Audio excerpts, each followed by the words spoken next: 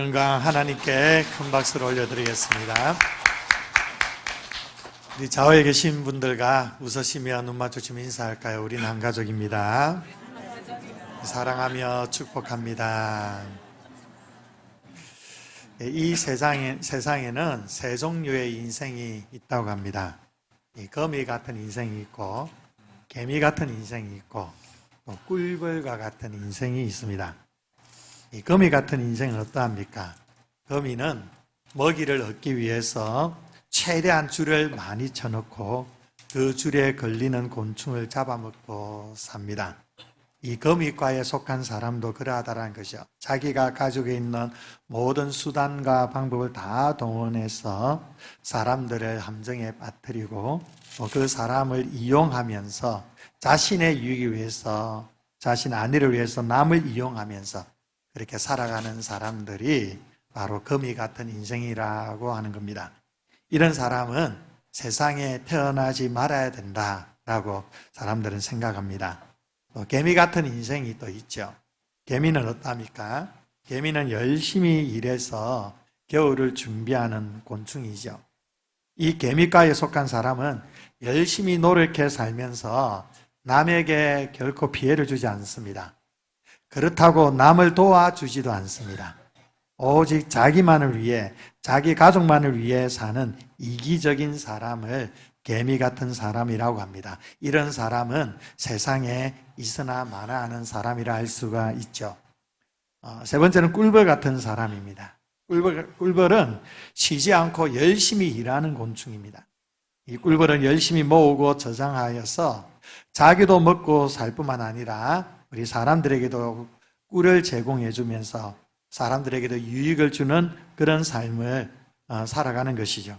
내가 노력하여 또 수고하여서 나도 살고 남도 유익하게 하는 사람, 바로 이런 사람이 이 시대에 꼭 필요로 하는 사람, 이 시대에 꼭 있어야 될 사람이라는 겁니다.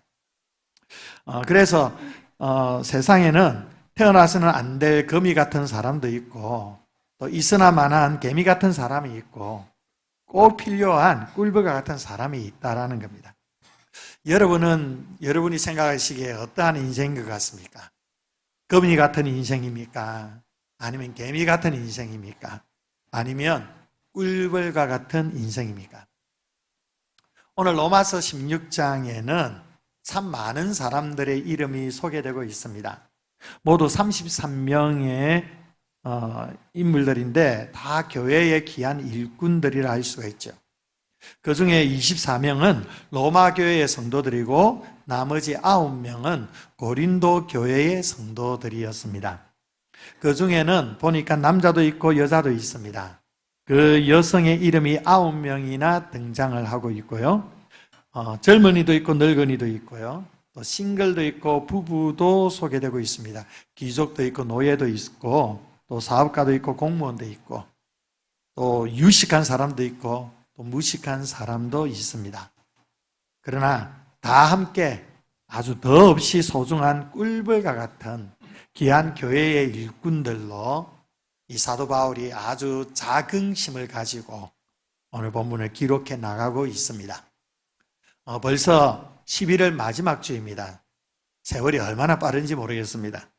이제 내년을 위한 일꾼을 세우는 중요한 시기이기도 하죠. 이렇게 한 해의 일꾼을 세우는 이 아주 중요한 때에 우리는 본문에서 나오는 이 여러 사람들을 통해 참된 교회의 일꾼들이 어떠해야 하는지를 함께 말씀을 통해 알아가기를 원합니다. 먼저 그리스도의 참된 일꾼은 바로 오직 주님의 일꾼이라는 겁니다. 그리스도의 일꾼이라는 거죠. 본문에서 가장 빈번하게 등장하는 단어 중에 하나가 무엇이냐면 그리스도 안에서라는 단어입니다. 이 3절에 보시면 너희는 그리스도 예수 안에서 나의 동역자들인 브리스가와 아굴라에게 문안한다라고 말씀하죠. 7절의 마지막 부분에도 나보다 먼저 그리스도 안에 있는 자라고 기록합니다. 8절에도 보니까 주 안에서 내 사랑하는 암블리아, 9절에도 보니까 그리스도 안에서, 10절에도 그리스도 안에서 인정함을 받은 아벨레, 11절 마지막 부분에도 주 안에 있는 자들에게 문안하라. 12절과 13절에도 그리스도 안에서, 주 안에서, 계속 이 주 안에서, 그리스도 안에서라는 단어가 강조되고 있습니다. 여러분 성경 말씀 읽으면서 어떤 한 단어나 한 문장이 계속 강조된다는 걸 뭘 말하느냐 하면 중요하다는 겁니다. 그만큼 이 단어가 중요하다는 겁니다. 그리스도 안에서, 이 단어 너무너무 중요하죠. 그래서 사도 바울의 바울서선 13서신 중에 이 그리스도 안에라는 이 단어가 굉장히 많이 등장하고 있음을 잘 알 수가 있습니다. 그러니까 이 그리스도 안에서라는 이 단어가 바울 신학, 즉 바울의 신앙 고백의 핵심이라 할 수가 있는 것입니다. 그리스도 안에 있는 사람이란 무슨 뜻일까요? 그것은 우선적으로 개인적으로 그리스도를 만난 사람이라는 겁니다. 그리고 두 번째로는 그리스도 안에 계속 거하고 있는 사람이라는 것이요. 또 세 번째로는 그리스도를 증거하고 있는 사람이라는 겁니다. 바로 이런 사람이 그리스도 안에 있는 사람이라는 겁니다. 예수 그리스도를 만났고 그 그리스도와 함께 동행하며 그리스도 안에 거할 뿐만 아니라 그 그리스도를 증거하는 사람, 바로 이 사람이 그리스도의 일꾼입니다.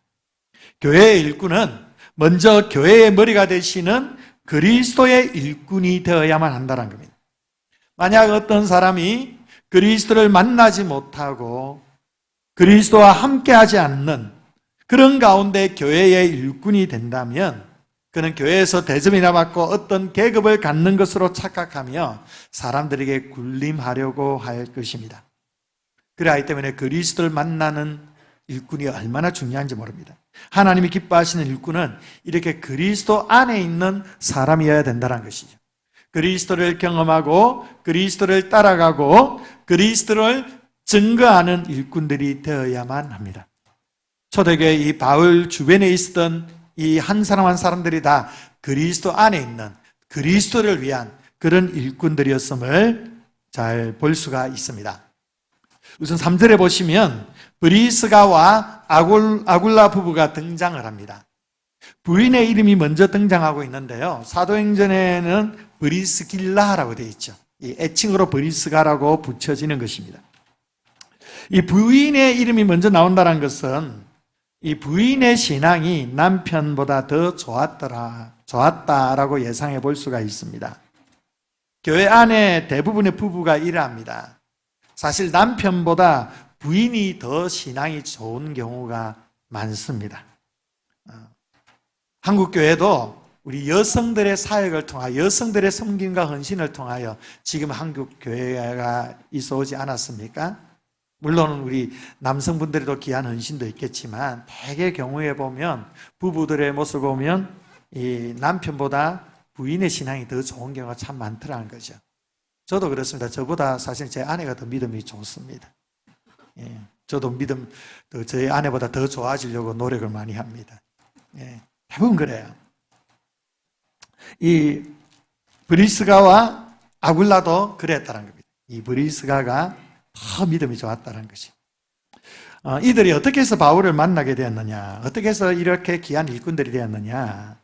사도행전 18장 2절에 보시면 이 로마의 글로디오 황제 시절에 유태인들은 로마에서 떠나라는 이 추방 명령을 받으면서 이때 브리스길라와 아굴라가 로마에서 쫓겨나 고린도에 오게 됩니다. 근데 이 고린도에서 정착하며 살아가는 중에 바울을 만나게 되었고 이 바울로부터 복음을 듣고 그리스도인이 된 것입니다.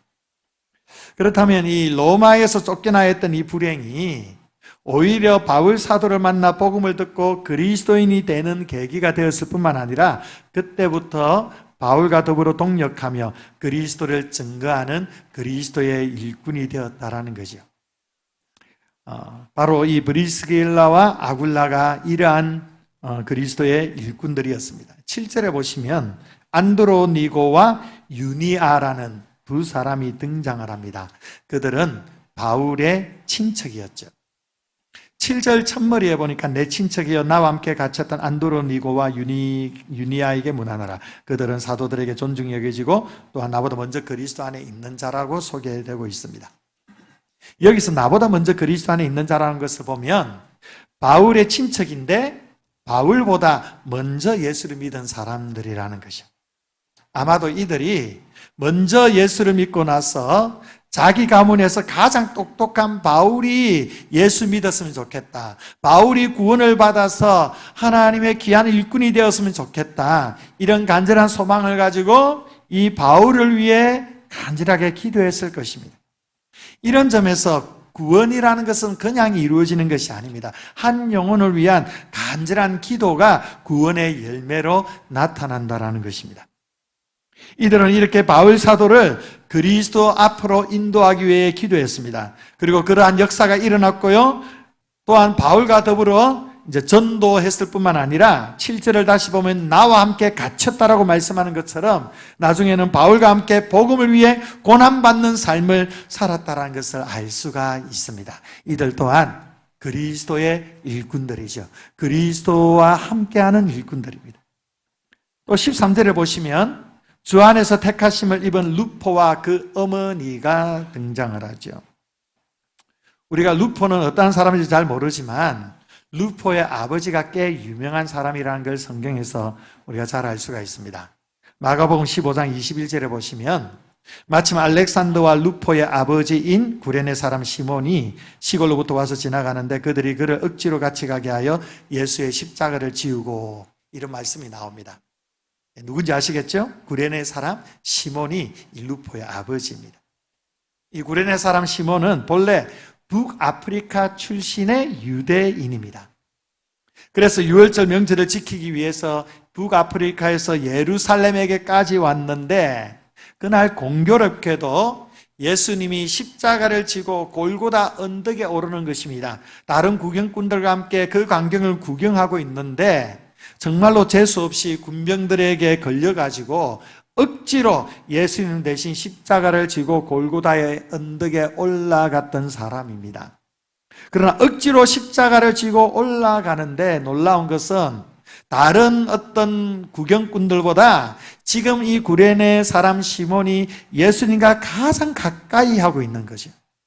그래서 예수님을 가장 가까이에서 볼 수 있는 그런 특권을 억지로 지는 십자가를 통해 경험하게 됩니다.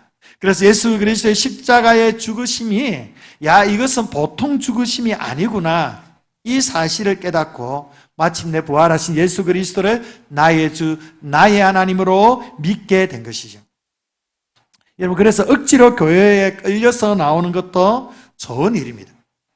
가끔 보면 아내 때문에 마저 못해서 억지로 교회에 나오시는 그런 남편들도 많이 있습니다. 그러나 중요한 것은 교회에 오는 것입니다. 억지로라도 오시는 거예요. 억지로라도 오는 이 자리에서도 하나님의 축복을 경험할 수가 있다는 겁니다.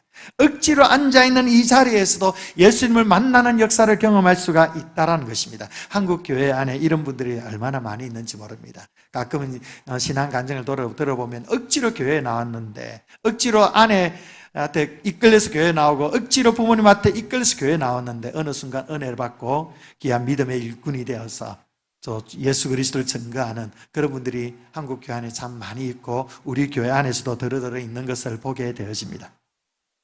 이 구레네 시몬은 자기가 이렇게 예수를 믿었을 뿐만 아니라 그 아들에게도 영향을 끼쳐서 예수를 믿게 되는데 그 아들이 바로 루포라는 거죠. 그리고 그의 아내도 훌륭한 믿음의 사람이었습니다. 13절에 계속 보시면 주 안에서 택하신 입은 루포와 그의 어머니에게 문안하라. 그의 어머니는 곧 내 어머니라 라고 기록합니다. 루포의 어머니는 구레네 시몬의 아내이죠. 바울 사도는 이 루포의 어머니에 대해서 내 어머니라고 고백을 하고 있습니다. 바울 사도가 내 어머니라고 부를 정도로 이 루포의 어머니 구레네 시몬의 아내는 정말로 신실한 믿음의 일꾼이었다는 것입니다. 사역자인 바울에게 큰 힘이 되고 격려가 되고 또한 따뜻한 엄마처럼 이 바울의 사역에 지지해 주었던 그런 귀한 일꾼이라는 거죠. 이렇게 억지로 진 십자가를 통해 온 가족이 예수님을 믿고 예수님을 만나게 되었습니다. 주 안에서 살아가면서 예수님을 증거하는 아름다운 모습을 보게 됩니다. 이렇게 주 안에 있었던 사람들, 주 안에서 주의 일을 행하는 이들 모두가 다 주님의 일꾼들이라는 것입니다. 또 조금 더 가보면요, 10절에 보시면 아리스토블로라는 사람의 이름이 나옵니다.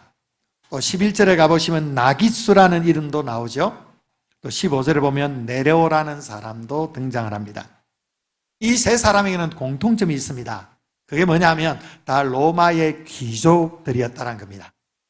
아리스토블로는 헤롯 대왕의 손자면서 당시 로마에 거주하는 그러한 행정관이었습니다. 나기수는 클라우디오라는 유명한 로마 황제의 개인적인 비서였습니다. 또 네레오는 당시 클레멘스라는 집정관의 비서 역할을 맡고 있었던 사람들입니다. 이들은 모두가 로마의 귀족이었다는 공통점이 있었을 뿐만 아니라 동시에 기독교가 잔인하게 핍박을 받던 이 시대에 살면서 예수를 믿었던 사람들이었다는 겁니다. 위험한 시대에 살면서 위험하게 그리스도인이 되었던 사람들이었다는 것이죠. 예수 믿으면 죽게 되는 목숨의 위협 속에 예수를 믿어야 되는데 그 가운데서 귀족이 예수를 믿었다는 것은 엄청난 일이라는 것입니다. 특별히 네레오 같은 사람의 이야기가 참 아름답게 전해져 오는데요. 한 야사에 의하면 원형 경기장에서 그리스도인들이 그 원형 경기장에 끌려가서 사자밥이 됩니다. 그들의 몸이 사자들에게 던져져서 갈갈이 찢기움을 받는 그 순간에도 이 그리스도인들이 하늘을 바라보며 찬양을 멈추지 않는 겁니다. 더 나아가 예수 그리스도가 살아계신 하나님이심을 담대하게 증거하는 것이죠. 그러면서 장렬하게 죽음을 맞이하는 그 모습 속에 온화한 천사와 같은 미소가 있는 것입니다. 이것을 보면서 네레오가 엄청난 충격을 받는 것입니다. 무엇이 이 사람들로 하여금 이 경기장에서 이 사자에 의해서 살이 찢김을 당하는 이 상황 가운데서 어떻게 찬양을 할 수가 있느냐? 어떻게 이 죽음 앞에 담대할 수가 있느냐? 어떻게 이렇게 이 죽음을 천사와 같은 미소로 맞이할 수가 있는가? 그의 심령을 막 울림을 주었습니다. 충격을 주었습니다. 그래서 고민하고 또 고민하다가 비밀리에 우리 그리스도인들과 접촉을 해서 복음을 듣고 그리스도인이 된 것입니다. 이러한 방식으로 이 귀족들에게까지 복음이 능력 있게 증거되고 변화시키는 역사가 일어났던 것이죠. 이들은 한결같이 우리보다 훨씬 믿기 어려운 상황 속에서 부활하신 그리스도를 만났습니다. 그리고 믿었습니다. 무엇보다도 그리스도 안에 살아가면서 그리스도를 증거하는 사람들이 되었습니다. 그들은 이렇게 교회의 일꾼이기 전에 예수 그리스도의 진정한 일꾼이었다는 것입니다.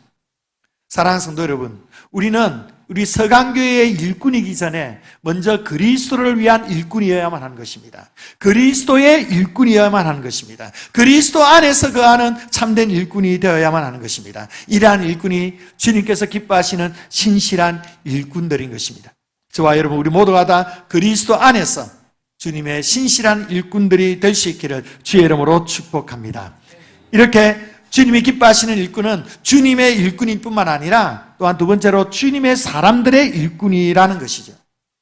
로마서 16장의 인물들은요, 예수 그리스도의 일꾼일 뿐만 아니라 예수님을 믿는 사람들의 일꾼이기도 했다는 겁니다. 성경에서는요, 교회를 조직체로 보지 않고 살아있는 유기체, 즉 생명체로 보고 있습니다. 그러니까 교회의 본질이라는 것은 어떤 조직이라든지 어떤 행정이나 제도가 아니라 그리스도 안에서 한 형제 자매인 우리 한 사람 한 사람이 함께하는 것이 교회의 본질입니다. 이것을 가리켜 생명체라고 하는 겁니다. 쉽게 말하면 가족 공동체입니다. 교회 안에 어떤 조직도 중요합니다. 건물도 중요합니다. 어떤 제도도 분명히 필요로 하고 중요하지만, 그러나 이것이 교회의 본질이 아니라 교회의 진정한 본질은 우리 한 사람 한 사람이 함께하는 하나님의 가족, 이 생명체, 이것이 교회의 본질이에요. 그래서 이 공동체의 생명력이라는 것은 사람들이 많이 모였다는 것에 있는 것이 아니고 하나님이 쓰시는 사람들이 얼마나 있는가 여기에 달려 있는 것입니다. 아무리 숫자가 많이 모여도 하나님이 쓰시는 사람들이 없다면 그것은 세속적인 조직체와 다를 바가 없을 것입니다. 초대교회의 생명력은 숫자가 그렇게 많지 않아도 그들의 대부분이 하나님께 쓰임을 받는 사람들이었다는 데 있는 것입니다. 로마서 16장에 등장하는 인물들은 모두가 다 그러한 일꾼들입니다. 특별히 이들은 함께 한 가족 공동체로서 하나님께 쓰임받는 사람들이 마음껏 일할 수 있도록 서로를 도우고 서로를 협력하며 서로에게 대한 충성을 아끼지 않았던 주님을 위한 일꾼이면서 서로를 위한 일꾼으로 살아갔던 것을 보게 됩니다. 먼저 1절에 베베라는 이 여집사님을 한번 보십시오. 우리 1절을 한번 보실까요? 1절을 읽어봅니다. 시작. 내가 겐그레아 교회의 일꾼으로 있는 우리 자매 베베를 너희에게 추천하노니. 아멘. 이 겐그레아는 고린도라는 도시에서 약 10km 정도 떨어져 있는 항구 도시입니다. 그러니까 고린도라고 보시면 되는 거예요. 이 베베는 이 겐그레아에 있다가 고린도 중심에 와서 바울과 역사적인 만남을 가지게 됩니다. 그리고 바울로부터 신앙 교육을 받게 됩니다. 그러면서 바울로부터 어떤 편지를 전해달라는 부탁을 받게 됩니다. 그 편지가 바로 로마서입니다. 이 로마서 이 편지를 가지고 겐그레아에서 고린도를 거쳐 로마까지 달려갔던 사람이 이 베베라는 자매였는데 겐그레아에서 로마까지의 거리가 무려 1000km 됩니다. 어마어마한 당시에 어마어마한 거리인 것입니다. 이 거리를 바울의 한마디의 순종함으로 연약한 여성의 몸으로 그 로마에까지 로마서 편지를 들고 달려간 것이죠. 이 베베 여집사의 귀한 헌신과 수고가 있었기 때문에 지금 우리 애가 로마서를 읽고 있는 것입니다. 바울은 이 베베를 자기가 친히 추천하는 귀한 일꾼이라고 로마 교회에 소개를 하고 있습니다. 그러면서 이 자매에 대해서 이렇게 말씀합니다. 2절에 보면 이는 그가 여러 사람과 나의 보호자가 되었다라고 기록합니다. 그러니까 베베 집사는 바울에게 너무도 좋은 격려자였습니다. 힘이 되는 여인이었습니다. 뿐만 아니라 다른 성도들에게도 위로와 소망을 주는 귀한 여인이었습니다. 이 여인이 구전 일을 마다하지 않고 고린도에서 로마에까지 수고를 아끼지 않고 편지를 전달했던 것입니다. 이런 사람들을 통해서 바울의 사역은 영광스럽게 펼쳐져 갔습니다. 그 다음에 브리스길라와 아굴라를 다시 한번 생각을 해보았으면 좋겠습니다. 이들은 로마에서 쫓겨나 고린도에 와서 바울을 만나 함께 사역을 하게 되는데요. 놀라운 것은 고린도 교회가 시작된 자리가 바로 이 브리스가와 아굴라의 집이었다는 사실을 우리는 기억해야만 합니다. 5절에 보시면 또 저의 집에 있는 교회에게도 문안하라 라고 되어 있죠. 저의 집에 있는 교회. 그러니까 브리스길라와 아굴라의 집이 교회였다라는 겁니다. 집을 교회를 위해서 개방을 했다라는 겁니다. 여러분 집을 개방한다는 것이 쉬운 일입니까? 어려운 일입니까? 굉장히 어려운 일이에요. 그것도 가끔 1년에 한두 번 오픈하는 정도는 누구나 더 조금 부담스러워도 할 수 있지만 매일 매 시간마다 자신의 집을 오픈해서 교회로 사용한다는 건, 교회의 처소로 개방한다는 건 엄청난 헌신이라 할 수가 있죠. 그 다음에 바울이 고린도에서 에베소로 가게 되는데 그때 이 두 사람이 바울과 함께 동행을 합니다. 그리고 브리스길라와 아굴라는 에베소에서 다시 자기의 집을 교회의 처소로 개방을 합니다. 에베소 교회에서도 중요한 역할을 하던 곳이 바로 이 두 사람의 집이었다는 겁니다. 그리고 바울이 로마로 가니까 다시 로마로 함께 갑니다. 바울이 도착하기 전에 이미 먼저 로마에 가 있게 되고 바울을 맞이할 준비를 합니다. 그리고 바울은 이렇게 이 두 사람에게 편지를 쓰고 있는데 3절과 4절을 한번 볼까요? 3절과 4절 우리 함께 읽어봅니다. 시작. 너희는 그리스도 예수 안에서 나의 동역자들인 브리스가와 아굴라에게 문안하라. 그들은 내 목숨을 위하여 자기들의 목까지도 내놓았나니 나뿐 아니라 이방인의 모든 교회도 그들에게 감사하느니라. 아멘. 이 브리스가와 아굴라는 바울의 목숨을 위해 자기의 목까지 내놓았다. 그러니까 바울이 생명의 위협을 받을 때마다, 어려움에 직면할 때마다 자기의 목숨을 아끼지 않고 뛰어들어서 바울을 보호해 주었다는 것입니다. 이 바울에게만 아니라 이방인의 모든 교회를 향해서도, 그 이방인의 성도들을 향해서도 이 부부가 이렇게 귀한 헌신을 하면서 모든 이방인들이 참 감사하고 그들을 많이 칭송했던 것들을 보게 되어지죠. 갈라디아서 4장 15절에 보시면 갈라디아 성도들을 향해서 바울이 어떤 말씀을 했느냐 하면 저희는 눈이라도 빼어질 정도로 나를 사랑했다라고 그렇게 고백을 하고 있습니다. 바울은 안질이 있어서 눈의 시력이 좋지 않습니다. 그래서 갈라디아 그 성도들은 자기의 눈을 빼어주었으라도 이 바울이 그 시력 때문에, 눈의 그 연약함 때문에 사역하는데 불편함이 없도록 자기들이 이렇게까지 하고 싶다라는 그런 마음을 가지고 바울을 섬겼다라는 것이죠. 이런 사랑의 귀한 동력이 세계를 복음화하는 위대한 힘이 될 수 있다라는 걸 우리가 잘 알 수가 있습니다. 제가 오늘 이 본문 말씀을 묵상하면서 참 바울이 부러웠습니다. 바울이 얼마나 귀한 동력자들을 갖고 있는지 말씀을 준비하면서 기도가 저절로 나오더라고요. 하나님, 저에게도 이런 귀한 믿음의 동력자들을 주시옵소서. 그런데 우리 성도님들 한 분 한 분 떠올려 보니까 저도 참 행복한 사역자라는 것이 많이 느끼게 되더라고요. 우리 성도들 가운데서도 담임 목사를 참 귀하게 여기고 따르고 순종하면서 힘이 되려고 애를 쓰시는 분들이 얼마나 많이 있는지, 그것이 정말로 저에게 감사한 일이라는 것을 말씀을 묵상하면서 깨닫게 되었습니다. 여러분, 교회에 대한 충성이란 말은 사실 매우 모호한 단어라고 할 수가 있습니다. 교회를 위해 충성한다. 여러분, 우리는 교회라는 어떤 조직을 향해서 충성하는 것이 아닙니다. 진정한 충성은요, 하나님이 쓰시는 사람들에 대한 섬김이고 동력이어야 된다는 사실을 여기서 우리가 깨달을 수가 있습니다. 사랑하는 성도 여러분, 이런 점에서 교회의 일꾼은 하나님께서 세우신 귀한 그 리더십과 그 일꾼들을 함께 충성하는 것으로 교회는 아름답게 세워져 가게 된다는 것입니다. 그런 점에서 하나님께서 서강교회 위임하여 세운 담임 목사에게 여러분들이 충성해야만 하는 것입니다. 감히 그렇게 여러분들에게 말씀을 드리고 싶습니다. 담임 목사의 목회 방향에 맞추어서 순종함으로 잘 받들어야 합니다. 하나님께서 서강교회를 담임 목사인 이 김성애 목사에게 맡기셨습니다. 이게 위임이라는 의미입니다.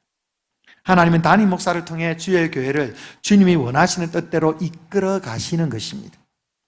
마지막에 주님은 여러분들이 아니라 담임 목사에게 교회에 대한 엄중한 책임을 물을 것입니다. 저는 여기에 두렵고 떨림으로 하나님께서 위임해 주신 이 목양 사역을 감당하고 있는 것입니다. 여러분은 어떻게 해야 됩니까? 담임 목사가 나아가고자 하는 일에 순종하고 잘 따라와야 합니다. 여러분들이 담임 목사에게 큰 격려가 되어줘야 됩니다. 큰 위로가 되어줘야 되고 힘이 되어줘야 합니다. 그래서 제가 목양사에게 더욱 힘있게 감당할 수 있도록 여러분들이 이 로마서 16장에 나오는 교회의 귀한 일꾼들처럼, 바울을 향한 이 귀한 섬김처럼 여러분들도 저에게 이렇게 섬겨주셔야만 하는 것입니다. 이것이 바로 주님을 향한 충성이고 교회를 향한 충성입니다. 지금껏 부족한 종을 위해 기도해 주시고 너무도 잘 따라와 주셔서 얼마나 감사한지 모르겠습니다. 앞으로도 여러분들이 저에게 힘이 되고 격려가 되는 좋은 동력자가 되어 주시리라 믿습니다. 저도 여러분들에게 따뜻한 위로자로, 따뜻한 격려자로 여러분들을 섬기는 종이 되도록 하겠습니다. 뿐만 아닙니다. 이 목회자와 성도들과의 관계에서 충성도 있지만 서로를 향한 충성과 섬김과 헌신도 필요하다는 겁니다. 주의 교회를 섬기는 일꾼들을 우리는 귀하게 여겨야 됩니다. 서로를 귀하게 여기며 서로를 격려해주고 서로를 향한 충성이 있어야 된다는 것입니다. 우리 찬양대가 매주마다 귀한 찬양으로 하나님의 영광 돌리는데 얼마나 아름다운 헌신입니까? 얼마나 귀한 섬김입니까? 우리 찬양대원들이 우리가 찬양으로 섬길 때에 찬양대를 섬기는 것이 아닙니다. 찬양대에 충성하는 것이 아니라 찬양대 함께하고 있는 여러 함께 동력하고 있는 서로 지체들을 섬기는 것입니다. 지체들에게 수고하는 것이고 지체들을 격려해주고 지체들과 함께 서로 힘이 되어주면서 이 사명을 감당하는 것입니다. 그래야 할 때 이 찬양이 주님 앞에 아름다운 향기가 되는 것입니다.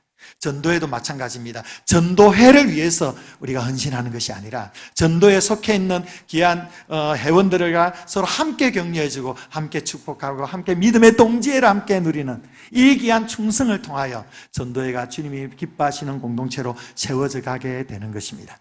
교회 공동체의 본질은 교회란 조직 자체를 섬기는 게 있는 것이 아니고 그 조직 속에 있는 한 영혼 한 사람 한 사람 서로를 향한 섬김과 충성을 통해 교회는 건강하게 세워져 가게 되는 것입니다. 이것이 사도 바울의 청지기 신학의 본질입니다. 교회는요 하나님께 충성해야 하지만 그 하나님께 대한 충성이 사람들을 향한 충성과 헌신으로 연결되어야 합니다. 더 정확하게 말하면 믿음의 사람들끼리 서로 신실한 그 믿음의 사람들끼리 서로를 향한 충성과 섬김을 통하여 교회 공동체는 건강하게 세워져 가게 되고 그 교회를 주님께서 기뻐하시고 영광받아 주시는 줄 믿습니다. 우리 서강교회가 서로를 향한 충성이 넘치는 그러한 우리 서강교회가 될 수 있기를 원합니다. 이러한 일꾼들이 될 수 있기를 축복합니다. 그래서 이 16장에서 가장 많이 등장하는 단어가 무엇이냐면 무난하라는 거예요. 무난하라. 따라합시다. 무난하라. 무난하라. 예, 무난하라. 교회 공동체는 그래서 서로를 향해 무난하는 공동체라는 거예요. 자, 12절에 보십시오. 우리 12절을 한번 읽어보겠습니다. 시작. 주 안에서 수고한 드루베나와 드루보사에게 무난하라. 주 안에서 많이 수고하고 사랑하는 버시에게 무난하라. 아멘. 드루베나와 드루보사는 쌍둥이 자매입니다. 그리고 버시도 여성입니다. 이들이 주 안에서 많이 수고한 것에 대해서 서로 문안을 해주는 겁니다. 격려해 준다는 겁니다. 그래서 이 무난하라는 말이 거의 매구절 반복되고 있습니다. 그러니까 이 로마서 16장은요 두 단어만 알면 됩니다. 주 안에서 그리고 무난하라. 이 두 단어만 알면 로마서 16장 다 이해하게 되는 겁니다. 16절에 보시면 우리 16절 읽어보겠습니다. 시작. 너희가 거룩하게 입맞춤으로 서로 무난하라. 그리스도의 모든 교회가 다 너희에게 무난하느니라. 아멘. 우리의 문화 속에는 서로 입맞추면서 인사를 나누면 큰일 납니다. 그렇게 하면 안 돼요. 우리 시대의 문화는. 그러나 그 시대, 지금 이 로마서 기록된 그 시대의 문화 속에는 서로 입맞춤에 무난하는 것이 가능했던 것이죠. 그래서 거룩한 입맞춤이라는 표현도 있지 않습니까? 이것은 결국 그리스도 안에서 친밀한 교제를 서로 나누라는 것을 강조하는 것입니다. 교회는 이렇게 서로 무난하는 공동체입니다. 성도의 교제가 더욱 깊어져 가야만 합니다. 교회 공동체는 믿음 안에서 서로 따뜻한 동력자가 되어야만 합니다. 서로의 동력의 아름다움을 잘 세워가야 합니다. 이렇게 교회의 모든 일꾼들이 생명 걸고 성도 간의 교제가 아름답고 따뜻하고 풍성하도록 만들어야 될 책임이 있는 것입니다. 저는 우리 교회 직분자들, 우리 교회 일꾼들이 서로를 무난하고 서로를 격려해주고 서로를 축복하는 귀한 일꾼들이 되기를 축복합니다. 복음 사명을 위하여 목회자와 마음을 같이하여 아름답게 동력할 뿐만 아니라 직분자들끼리도 동력을 실어가지고 서로 경쟁하지 않고 함께 동력을 실어가지고 함께 사랑의 교제를 나누는 그 따뜻한 진한 동지애를 느끼면서 함께 주의 섬김을 감당해야 될 것입니다. 이런 교회를 통해서 하나님께서는 하나님의 역사를 이루어 가시는 줄 믿습니다. 여러분, 이 로마서 16장에 나오는 등장인물 한 분 한 분들이 정말 귀한 일꾼들입니다. 그래서 바울이 이 이름을 정말 애정어린 마음으로 기록하면서 이들을 향한 사랑을 적극적으로 표현하고 있는 것이죠. 중요한 것은 이 기록은 바울 사도에 의해 기록된 것이지만 기록되도록 역사하신 분은 성령님이시라는 겁니다. 하나님께서 이 한 사람 한 사람을 인정해 주신다는 겁니다.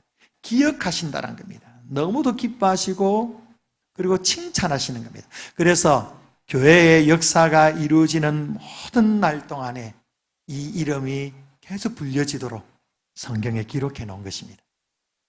사랑하는 성도 여러분, 여러분이 한 해의 봉사가 끝났을 때에, 아니 우리의 일평생의 섬김과 이 봉사가 끝났을 때 우리 서강교회가 여러분에 대해서 어떤 기록을 하게 될까요? 더 나아가 하나님께서 여러분을 어떤 사람으로 기억하시고 기록하실까요? 며칠 전에 우리나라의 대배우셨던 이순재 씨가 91세 일기로 세상을 떠났습니다. 많은 사람들, 국민들이 아쉬워하고 안타까워하고 또 섭섭한 마음들을 막 표현을 합니다. 뿐만 아니라 함께하는 동료들이 정말 이런 분이 없다고 그 귀한 발자취를 다 기리는 것들을 보면서 우리의 인생의 마지막이 어떠해야 될까? 우리가 하나님의 직분을 받은 사람으로서, 교회의 귀한 일꾼으로서 우리의 인생의 마지막에 사람들이 어떻게 기억을 하고 있을까? 우리의 인생의 마지막에 하나님께서 우리의 인생을 어떻게 가치 부여를 해 주실까? 여러분, 우리가 이것을 한 번 전 생각하면서 우리의 발자취를 되돌아봐야 되지 않겠습니까? 저와 여러분, 우리 모두가 다 주님께서 기억하시고 주님께서 기뻐하시며 마지막 순간 이 세상을 떠났을 때 우리 서강교 온 성도들이 정말로 그 아름다움을 기억하고 기리면서 그렇게 서로 도전받고 서로 격려받는 그런 믿음의 자리에 우리가 머물러 있다면 얼마나 큰 축복이 되겠습니까? 저와 여러분, 우리 모두가 다 이렇게 주님께서 기뻐하시는 온 성도들이 함께 격려하는 귀한 신실한 일꾼들이 될 수 있기를 주의 이름으로 축원드립니다. 기도하겠습니다. 좋으신 아버지 하나님, 감사합니다. 오늘 우리에게 말씀하여 주셔서 하나님이 기뻐하시는 귀한 믿음의 일꾼이 어떠한지를 말씀을 통해 깨닫게 하심에 감사드립니다. 그리스도 안에 있는 일꾼들이 되게 하여 주시고 그리스도를 위한 일꾼들이 되게 하여 주시고 또 그리스도를 위한 사람들의 일꾼들이 되게 하여 주셔서 주님 앞에 충성하며 서로를 향한 귀한 충성과 헌신과 섬김을 통하여 이 땅 가운데 하나님의 선한 뜻을 이루어갈 수 있는 귀한 믿음의 공동체가 될 수 있도록 축복하여 주시옵소서. 그리하여 주님께서 잘했다, 충성된 종아 칭찬하시는 귀한 믿음의 종들 되도록 주님 우리 가운데 함께하여 주시옵소서. 감사드리며 사랑 많으신 예수님 이름으로 기도합니다. 아멘.